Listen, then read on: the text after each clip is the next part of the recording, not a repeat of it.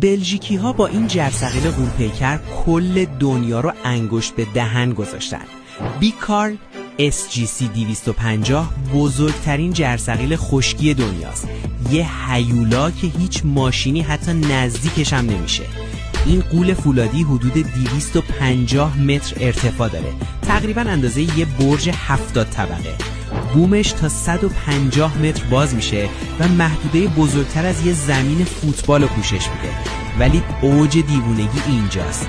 بیکارل میتونه تا 5000 تن بار رو بلند کنه، چیزی که حتی تصورش هم سخته. این جرثقیل توسط شرکت بلژیکی سارنز ساخته شده و برای کارهای معمولی نیست، برای پروژه های غیر ممکن مثل جابجایی قطعات عظیم نیروگاه‌های هسته‌ای یا بخش‌های غول‌پیکر ناوهای هواپیمابر ساخته شده. این غول آهنی یه معجزه مهندسیه که تو دنیا مثلش رو پیدا نمی‌کنی.